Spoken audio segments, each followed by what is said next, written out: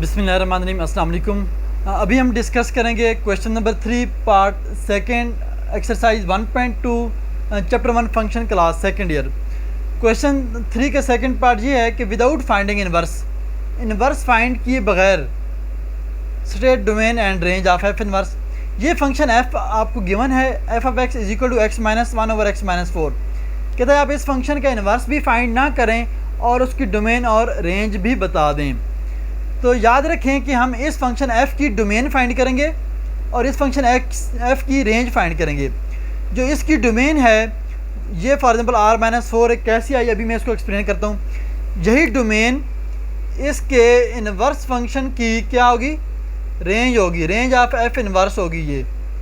और इस फंक्शन की ये जो रेंज है, ये जो कुछ भी होगी ये आपके पास डोमेन बन जाएगी f इनवर्स की। तो इसका इनवर्स फाइंड किए बगैर हम उसकी डोमेन और रेंज बता सकते हैं। कैसे? हम इसकी डोमेन और रेंज फाइंड करेंगे। जो इसकी डोमेन होगी वो इस फंक्शन के इनवर्स फंक्शन की रेंज होगी, और जो इस फंक्शन की रेंज है वो इस फंक्शन के इनवर्स फंक्शन की डोमेन होगी। तो पहले हम इसकी डोमेन और रेंज फाइंड करें। डोमेन क्या होती है? इनपुट। जो x की वैल्यूज़ होती हैं वही आपके पास क्या होती है, डोमेन। वैसे रियल वैल्यूड फंक्शन की डोमेन क्या है? सारे रियल नंबर हैं। हमने देखना है कौन सा रियल नंबर हम इसमें पुट करें तो आंसर रियल नंबर ना आए बल्कि अनडिफाइंड आए या कम्प्लेक्स नंबर आए। अब देखें कौन सा नंबर जो मैं इसमें x की जगह पे पुट करूं तो आंसर आएगा इन्फिनिटी। वो उसे खुद बता दिया x not is equal to 4। अगर आप 4 पुट करें 4 माइनस 4 0 हो जाएगा, और डिनोमिनेटर में 0 का मतलब होता है अनडिफाइंड इन्फिनिटी। तो आप इस फंक्शन में सारे रियल नंबर पुट कर सकते हैं माइनस इन्फिनिटी से प्लस इन्फिनिटी तक, लेकिन जब आप 4 पुट करेंगे तो आंसर अनडिफाइंड आएगा, इसलिए आप इसमें 4 पुट नहीं कर सकते। तो मैंने कहा domain of this function is r minus 4। मैंने रियल नंबर के सेट में से 4 को निकाल दिया, बाकी सारे रियल नंबर इसकी डोमेन हैं लेकिन 4 शामिल नहीं है, इसका ये मतलब है। अब मैंने कहा डोमेन इनपुट होती है और रेंज आउटपुट होती है।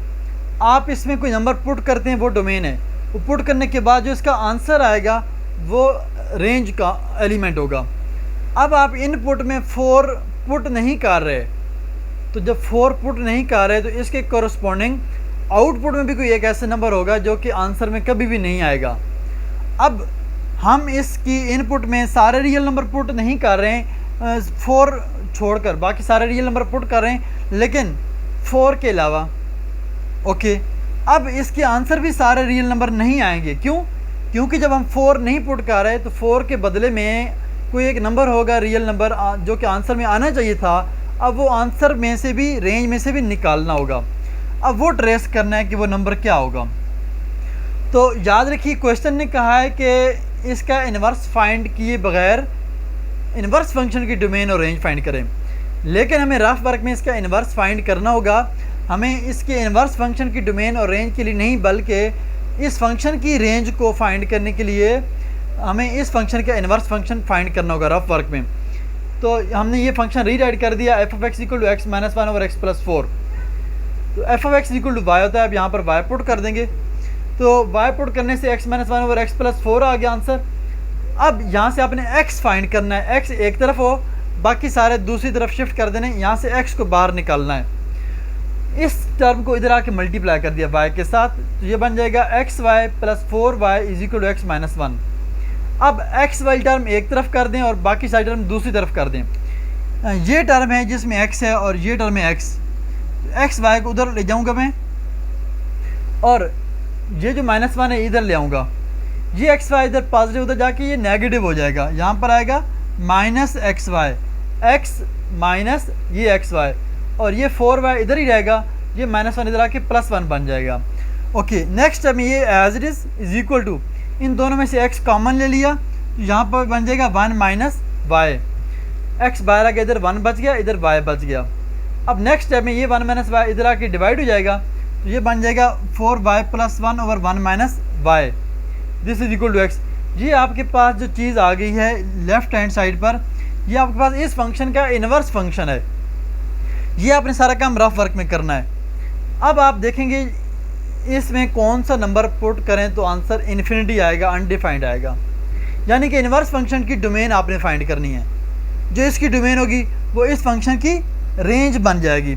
अब आप देख सकते हैं इधर अगर मैं y की जगह पे -1 लगाऊं, सॉरी +1 पुट करूं, तो 1 - 1 0 हो जाएगा। तो y is not equal to 1। आप इसमें y की जगह पे 1 लगाएं तो आंसर अनडिफाइंड आएगा। तो आप इसमें 1 कभी भी नहीं पुट कर सकते, यानी कि इस फंक्शन की जो डोमेन होगी वो तमाम रियल नंबर होंगे लेकिन 1 को छोड़कर। इसी तरह से अब इस फंक्शन की रेंज क्या होगी, तमाम रियल नंबर माइनस इसमें से 1 को निकाल दिया। अब ये इस फंक्शन की रेंज है और इसके इन्वर्स f इन्वर्स की क्या है, ये डोमेन है।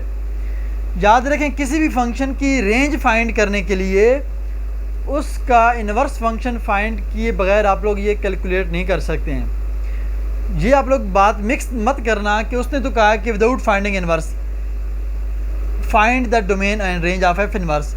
उसने ये f इन्वर्स की डोमेन और रेंज लिखने के लिए कहा है कि इसका इन्वर्स ना फाइंड करें और वैसे इसकी डोमेन और रेंज बताएं।